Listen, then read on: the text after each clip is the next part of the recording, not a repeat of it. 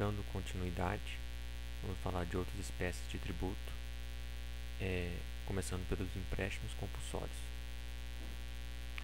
Os empréstimos compulsórios, diferentemente dos impostos, taxas e contribuições de melhoria, o que vai diferenciá-lo vai ser a destinação específica. De acordo com o parágrafo único, a aplicação dos recursos provenientes de empréstimo compulsório será vinculada à despesa que fundamentou sua instituição, ou seja, ele tem uma destinação específica, é vinculado à despesa que fundamentou. A competência é exclusiva da União, então muitas questões gostam de colocar que o Estado, o município, o Distrito Federal pode instituir, mas não somente a União, e quando a União instituir, vai ser por lei complementar. O empréstimo compulsório, quando for instituído por causa de despesa relevante de interesse nacional e urgente, deve observar o princípio da anterioridade. Já se for por causa de despesa extraordinária, de calamidade pública e iminência de guerra externa, ele não precisa respeitar o princípio da anterioridade e nonagesimal, ou seja, instituiu, já pode ser cobrado. Essa despesa extraordinária implica que só pode ser instituída se tiver sido esgotados os fundos públicos, inclusive os de contingência. Ou seja, tem que acabar o dinheiro público primeiro, antes de instituir. Os empréstimos compulsórios não têm fato gerador definido, vai depender do legislador. Justamente por isso que o fato gerador não pode diferenciar um empréstimo compulsório, uma taxa, contribuição de melhoria e um imposto.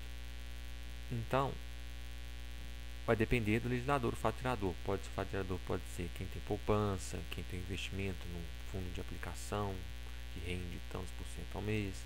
Então, o fato gerador não é definido. Então, só uma observação que algumas questões já trouxeram, que é se o empréstimo compulsório é ou não tributo. No caso do artigo 3º da Constituição, a Constituição, o CTN, desculpe, Código Tributário Nacional, não fala sobre empréstimo compulsório. Então, muitos questionam se o empréstimo compulsório é um tributo, se ele atende o artigo 3º. Você vai considerar que sim, só não vai considerar se for um entendimento, se tiver uma explicação na questão por trás, falando que por não ter fato gerador definido, então ele não atende o artigo 3º do CTN, aí você vai considerar correto. Mas se simplesmente falar o empréstimo compulsório atende o artigo 3º, então ele é um tributo, você vai considerar correto, isso mesmo.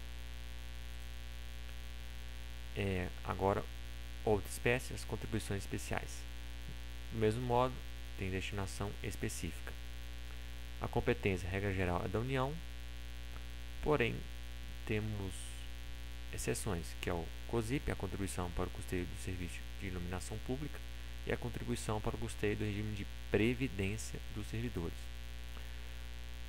As exceções. O Estado pode instituir a contribuição para o custeio do regime de previdência dos servidores, gostam de trocar essa previdência por outras coisas, e se instituir, que não é obrigatório, ele pode instituir, a alíquota deve ser maior ou igual da União.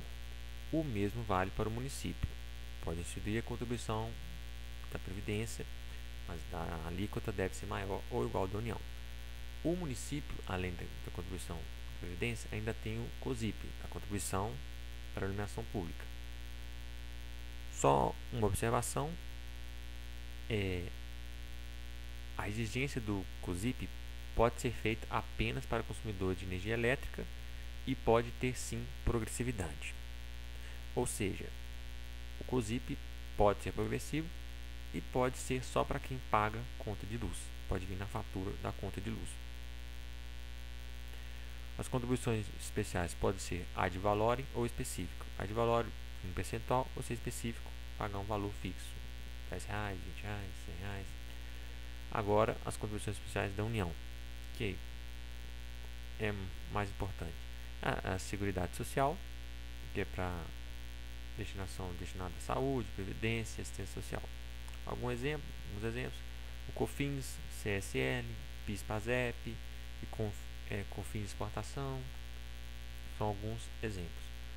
As contribuições de seguridade social, elas não se sujeitam ao princípio da anterioridade, ou seja, instituiu a contribuição para a seguridade social, só precisa observar os 90 dias, não precisa esperar começar um ano novo, 1º de janeiro. É considerado inconstitucional a lei orçamentária no que implique desvio dos recursos das contribuições para outras finalidades que não as que deram ensejo à sua instituição e cobrança, justamente por ter destinação específica. Se eu coloco uma outra destinação que não é especificada, a lei orçamentária vai ser considerada inconstitucional. Outra observação: as contribuições cobradas pela OAB não são consideradas tributos, mas as contribuições dos Conselhos de Fiscalização Profissionais são sim consideradas tributos. Outra espécie de tributo, o CID, a Contribuição de Intervenção no Domínio Econômico Extrafiscal. Só saber essas informações aqui já é o suficiente para acertar muitas questões. Ação instituída por lei ordinária, exclusivamente pela União, ou seja, o Estado e o município não pode. Não incide sobre exportação, a maioria dos tributos não incidem sobre exportação mesmo, e o CID segue essa regra, mas incide sobre importação. As alíquotas podem ser ad valorem ou específica. São tributos restituíveis, exemplo dos empréstimos compulsórios, e não possuem regra a sua arrecadação vinculada a uma atividade estatal específica, exceto no caso dos CIDs combustíveis, né? Não são vinculados a qualquer atividade estatal específica relativa ao contribuinte, ou seja, não tem contraprestação do Estado para instituir a CID. Alguns exemplos: o adicional ao frete para a renovação da marinha, contribuições para o SEBRAE, adicional à tarifa portuária, e a contribuição de intervenção de domínio econômico destinada a financiar o programa de estímulo à interação universidade-empresa para apoio à inovação, a CID Royalties. Por último, o tributo residual, que pode ser um imposto, uma contribuição, vai ser instituído somente pela União, que são os novos impostos, né? Se a União quiser criar um novo imposto, ele deve ser não cumulativo, deve ser criado por lei complementar. Somente a União pode, o Estado e o município não podem, porque eles gostam de abordar isso, e não pode ter base ou fato gerador do tipo criado existente. O tipo criado que eu digo é espécie, né? Se for criado um imposto residual, ele não pode ter base de cálculo ou fato gerador de um outro imposto. Se for criado uma contribuição, ele não pode ter base de cálculo ou fato gerador de outra contribuição. Já se for criado um imposto, pode sim ter base de cálculo ou fato gerador de uma outra contribuição.